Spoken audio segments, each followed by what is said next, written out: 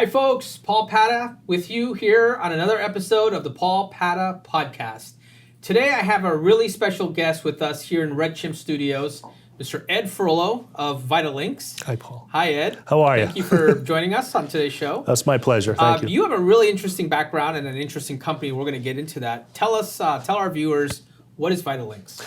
What is Vitalinks? Well, Vitalinks is my consultancy. The answer is right in the name itself. It's about how do you make your Inc. or your company vital? Right. And that was born out of my own sort of epiphany that I had over the years, starting off in the advertising business, where you spend so much time working on various companies to figure out how do you have them present themselves, and then the power of brand itself. But as I dove deeper into it with my own experiences, you know, it wasn't just how you present yourself, it's who you are. Right. And that the world evolves so much and so quickly in terms of what customer expectations are and client expectations are, and that the name itself forces you to be disciplined about really knowing who your customers are. And how do you appeal to them, and how do you stay relevant to them? How do you stay vital to them? Right. I mean, that's sort of the 100,000 foot view on that. Yeah. So, we always start each episode with a little background about our guests, because I think people who are watching the show, it's that human interest element part. Sure. Tell our folks who are watching a little bit about yourself. I know you're not from Vegas. Right. Where do you live? Where'd you grow up? What got you into the industry you're in? Sure. Well, it's interesting. I live in the town that I grew up in, and that's kind of unusual. That's actually very unusual. Very unusual. In this day and age. Yeah, it's Milford, Connecticut. Oh, not New York City. Not New York City. It's Milford, Connecticut. Milford is about 60 miles outside of New York City. Yeah. And some crazy people like myself actually commute I laugh to it. only because if you grew up in New York, it's almost like a microcosm of the world anyways. It's not exactly a small town. Oh, it is. But Milford's a type of town where a lot of the New Yorkers moved out of. Milford, I think of as white picket fences and all, just a picture of an icon of America. There was this like Stepford Wives. A Rockford picture, yeah. Well, it's funny you say that because now everyone's putting up those plastic white fences, But no, it's interesting. A lot of people migrated out of New York City. Both my parents were from Staten Island, New York. And so back in a generation ago or so, everyone started to move out and go into the suburbs, and that was one of them. And it's part of New Haven County. Yeah. We're in the home of probably the greatest pizza on the face of this earth.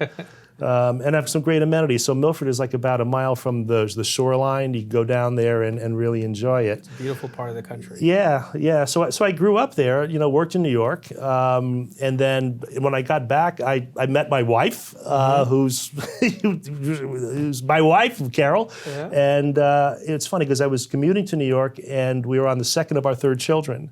And then I realized, I said, I'm not even seeing my own kids grow up, So I went over and joined the corporate side, where I was able to, at least I thought, I was going to be able to have a little bit more time at home and witness their growth as well. Yeah. And never look back. Got some lovely children. I've heard the stories. You're a proud dad. Oh, yeah. You've told me a lot about your son, who has a really interesting background. If I'm not asking too much, could you share that with our viewers? Yeah, no, absolutely. Carl lives out in the Los Angeles area, and he's in the animation business. And when he was a kid, he always showed a proclivity for drawing and doing that well, and like a sort of an over-doting father. I remember writing a letter to the head of animation at Disney when he was 6 years old, saying, well, how do you encourage a kid like this? And he said, you know what? Basically, he wrote back. He said, back off. He probably will think that it's a nerdy interest, and that when he's maybe a junior in high school, if there's something there, he may get re-engaged with it. That is exactly what happened.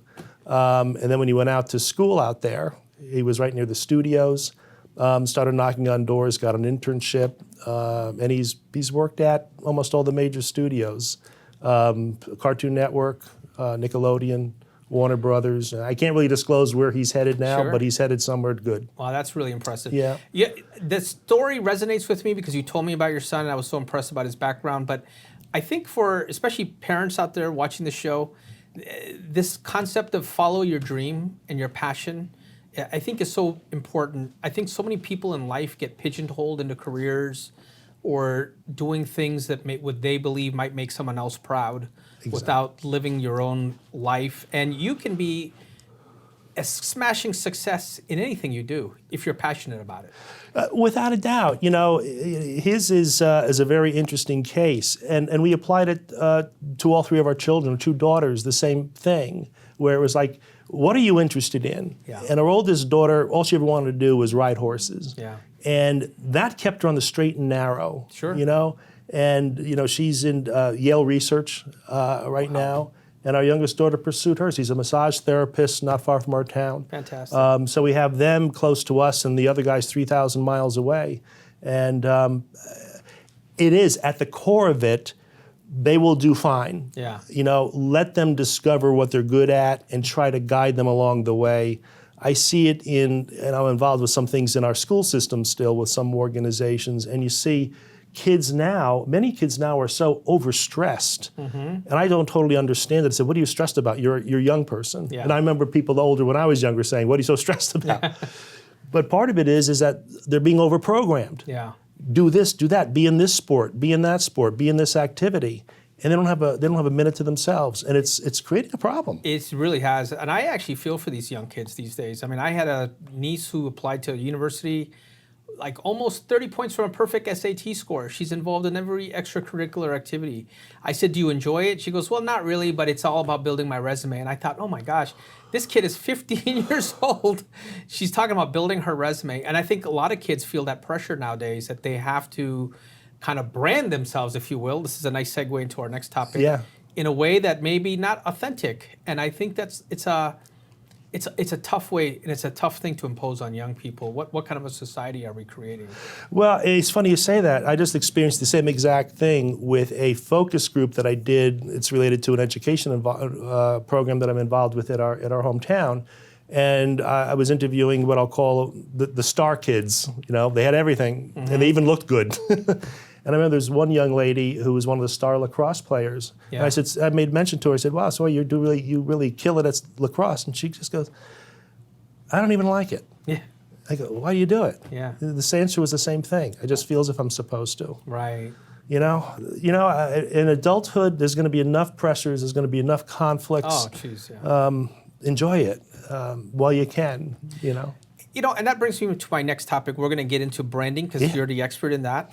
I remember getting some advice from a lawyer once on trying cases, and he said, Paul, you know what? Let me just tell you something.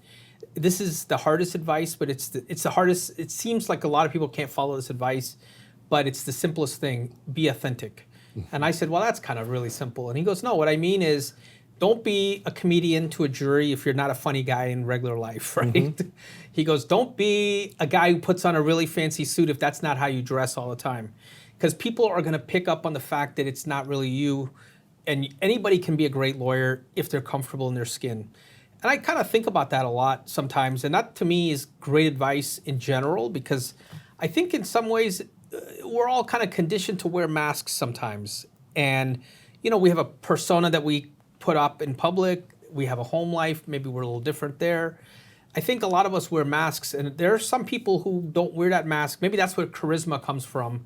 There's that certain type of person who's just so authentic that people are drawn to it. It's not about looks. It's just about almost effusing a certain amount of humanity or something that people are attracted to, because we all would like to be a little bit more like that. Yeah. And that brings me to this concept of branding. I mean, you've advised the biggest companies in the world. You've advised my law firm on branding.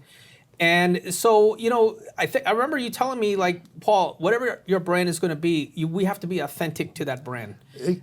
What do you think about that? Well, exactly right. I mean, the fellow you were just talking about was a branding expert, and he probably didn't even realize it. And like so many professions, we all sort of lose our way, and get stuck in the different techniques and skills that you need to do certain things. But with branding and brand development, it really comes down to something extremely simple in my view, but oftentimes extremely difficult to execute. And that is, authenticity is certainly it, but can you really visualize your customer? Yeah. Can you really empathize with them?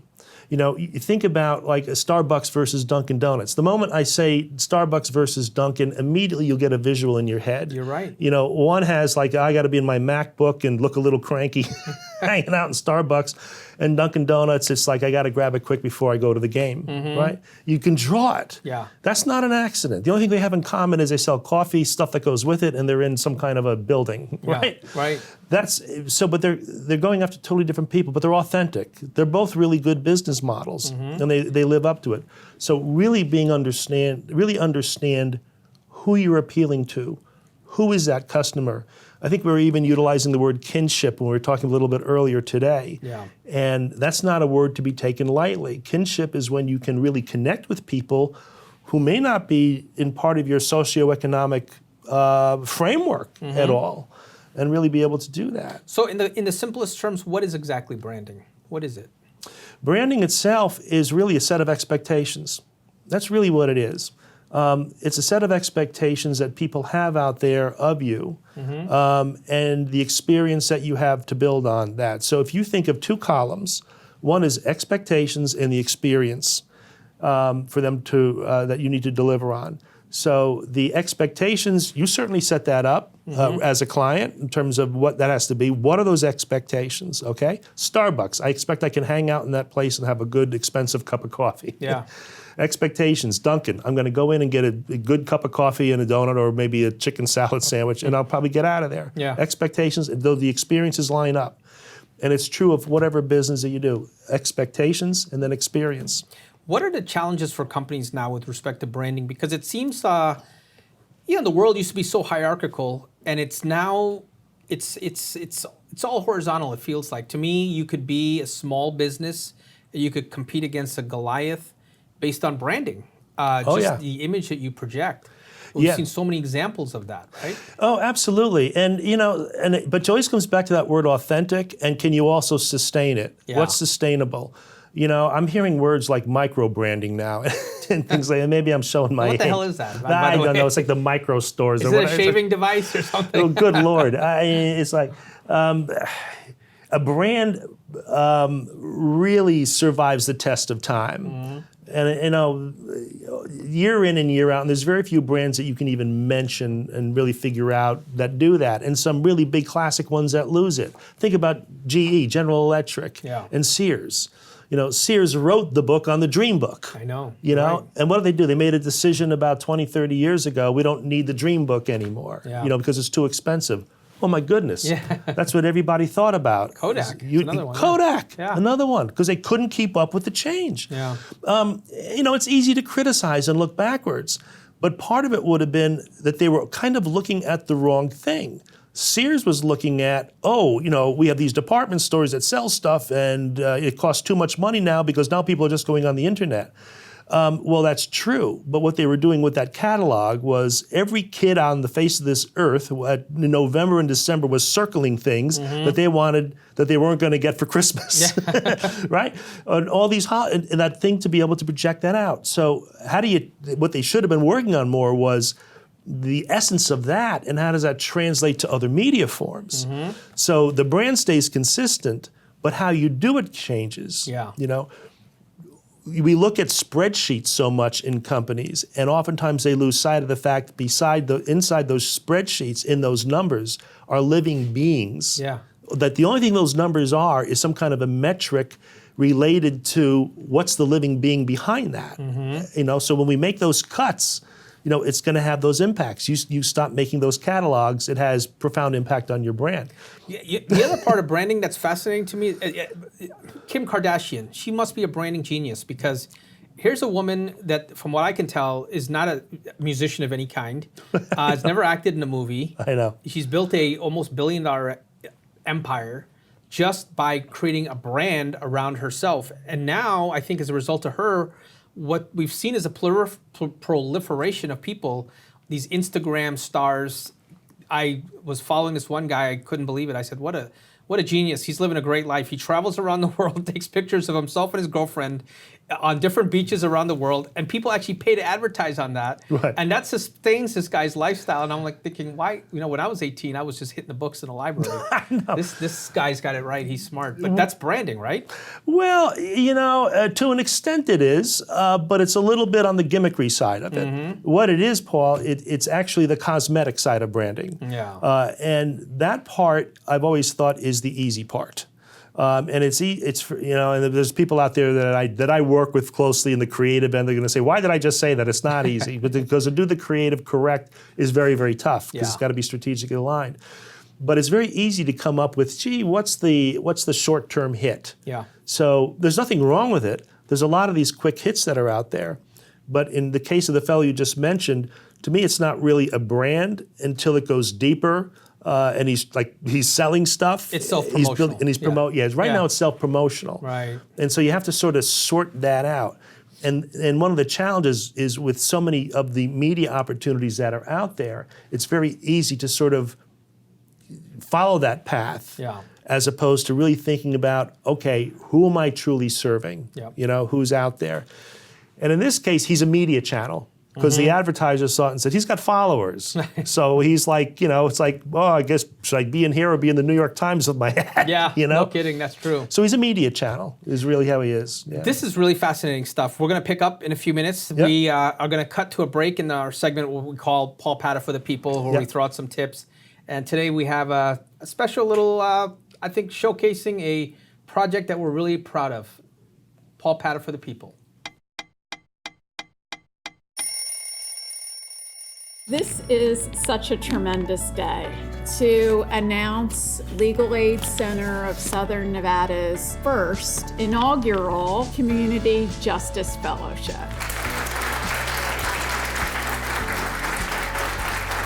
I was instilled from an early age with this belief that we should leave the world a better place than we found it. A fellowship like this gives lawyers the opportunity to start off and to try out public interest law to help out people. Every time we get cases, we look at them and say, is justice being served by how this is done? There are 800,000 people in this community in Southern Nevada who go without a lawyer. And this fellowship is one of many important things that you all do to bridge that gap for people who experience the disparity and chasm of not being able to have access to justice. I'm so in awe of everybody in this room, especially all of the lawyers that work for Legal Aid Center.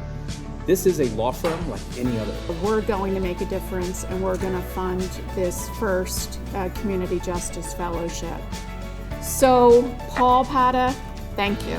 I'm not the largest law firm in Las Vegas, and if my law firm can do this, there are many firms out there much larger than me that need to step up and support Legal Aid Center. But I am very proud to be a part of this organization, and our support will continue indefinitely into the future. Thank you.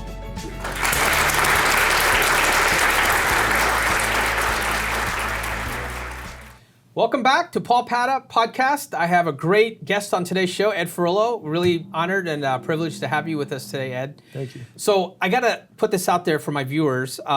You've actually advised my business, and you came up with a slogan for our firm.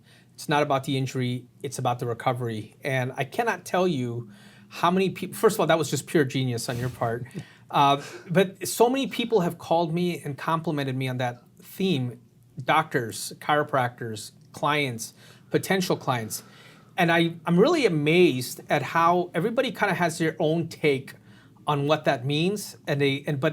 But I think the genius behind it is that it encapsulates so much of what I and my law firm were trying to do in terms of helping people. It's not just about the injury, it's about getting people back on their feet. Yeah. And that means, addressing the emotional, physical, and financial aspects of that. Right. So I remember when I first engaged you to help us, you came in, you asked a lot of personal questions, and I thought to myself, why is this guy asking me all these questions about myself and where I want to be and how I view myself? And then you did a focus group with a lot of my clients, and you've heard a common theme coming from them, which was that, after I've been injured, it's not like the pain goes away. I mean, I still have to deal with this. And yes, I might get a check in my hand at the end, but I still got to deal with it. we came up with this theme based upon what people were saying to you. Right. And I was so fascinated by that whole process because as a trial lawyer, I thought about it and I'm like, Ed's doing exactly what really ideally we should do as attorneys to present a case to a jury is what is going to be most compelling to them. I think now just speaking for my own industry and even for myself, the way I was marketing in the past was like a lot of lawyers, I tend to think, well, what would appeal to, and a lot of what I think might be appealing is really appealing to perhaps other attorneys, but not to the legal consumer at large. Yeah. So, that was just an eye-opener for me, and thank you so much for helping us build this phenomenal brand that's really resonated with people. What advice would you give to the person watching this show right now who's a small business owner who maybe is trying to, build their own brand? What steps can they do to take to get there? Well, first of all, thanks for your comments earlier, but I wouldn't call it genius. I would call it just listening, because much of what came out of those focus groups for you was really what came out of the mouths of your clients. Yeah, it really did, and listening is a tough skill sometimes. It is. And you hit it right on the head because so many business owners, every category, they're playing to themselves and they're playing to their peers. Yeah. As opposed to playing to your customer. That's what we did. We talked about your customer, your customer, your customer. So, you talk about advice to other small business owners that are out there. I really think, a lot of small business owners think, I could never do any kind of branding because it costs too much money and that's for the big players. They think it costs tons of money to go ahead and empanel these groups. Because they're thinking the wrong things. Yeah. They're thinking about, I need to have a logo. I'll go on like $5alogo.com or whatever. So give them the practical steps. What can they do? Practical step, talk to your customers. Start first and all in terms of what do your customers think about you? That's great. Very similar process that we just did now, because if you're a small business owner, you actually have an advantage because you're closer to your customers than any of the large companies are that are out there. That's why the big ones fail, because they lose touch with their customers. Yeah. So have some focus groups, have some one-on-ones, bring them in, give them a cocktail. Yeah, no, that's great Give advice, them some food. actually. Just ask them questions in terms of, why are you doing business with me? It's so simple, but yet people don't do it. I mean, if you're a restaurant owner, you could bring in 25 people who've eaten in your restaurant, give them a meal and say, okay, I want to hear the good, bad, and the ugly. Tell me, what do you think? What should a restaurant be like? And that's what we did with our firm, right? You brought in my clients, and the things that I thought would be important to people were not actually that important to them. Yeah. It's amazing. And sometimes you ask the questions, I do anyway, arrogantly. Yeah. Say, why on earth would you come here? Yeah. And give a scowl on your face. Yeah. What the heck? And you say things like, that can't be right. Mm-hmm. And sometimes you get a little annoyed with that. You want that. Yeah. I did a group for a small business in the healthcare industry related to home companions. And I actually pushed it in terms of, why would you ever do this job? It's got to be a lousy job, this to a home companion. She got mad at me. I wanted her to. Yeah. She goes, are you kidding me? The people I work for treat me like family. Yeah. I learned more from them than I ever did at any school teacher. Yeah. That fed into the client's support network that he provided and support that he provided for his home care companions that nobody else was thinking about. Yeah. So that's all it is. Start there. Start speaking to your clients and really, really listen. Okay, so number one, listen to your clients or your consumer base, right, and get their feedback. Get their feedback. Listen to them about, like, to your point, what seems to be going right with them? What makes you stand out? Why on earth are they doing business with you? Mm-hmm. And then you kind of look at that in terms of, okay, why are they doing business with me? What am I doing now to really take advantage of that? What do I need to do to really grow that area?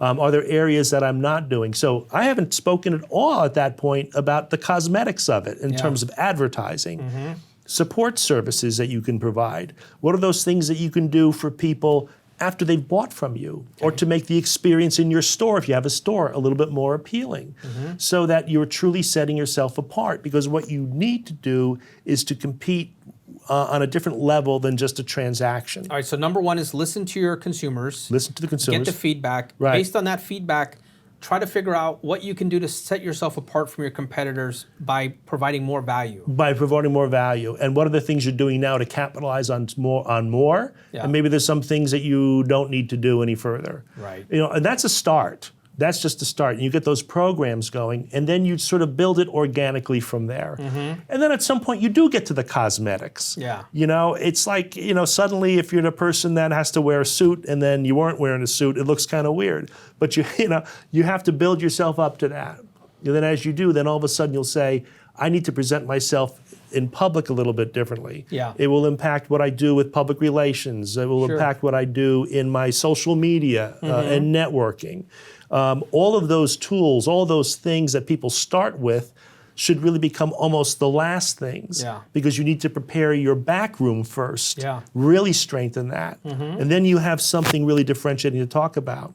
The good news for you is that everything we talked about with recovery, I don't think there's another lawyer in this town that can say that. Yeah, I appreciate that. I really do. You know, I mean, I drive in or I fly in and I see all the billboards. Scowling, lawyer, yeah, I'm going to get you a check in like 2 days, right? And you know, and we learned from people what was important and wasn't important. Yeah. The good news is that you're already delivering on a lot of those core elements they saw as important. Yeah. And it gave you fodder to kind of build on those things a little bit more. Right. And that's where we are. And it feels more authentic because, quite frankly, I think, and I speak for most people, I think most folks who went to law school went to school to try to help people. I would think so. I hope that's not a naive viewpoint, but I mean, some people might have a more cynical view of lawyers. But the reality is, I think there are a lot of people in this profession who are attorneys who really, at the end of the day, this is not a path to incredible wealth. If you want to do that, become a stockbroker on Wall Street. Yeah. But this is a profession where we are advocates and we help people. I'm very proud to be a personal injury attorney. And so the essence, if someone were to ask me, what do you really do? I would say I try to help people get back on their feet. But before we started branding ourselves that way, I think I fell into the trap that a lot of lawyers do, is that people want to hear about a guy that's going to fight for them, that's going to, I took on the insurance companies, or I was this, or I'm going to do that. Right.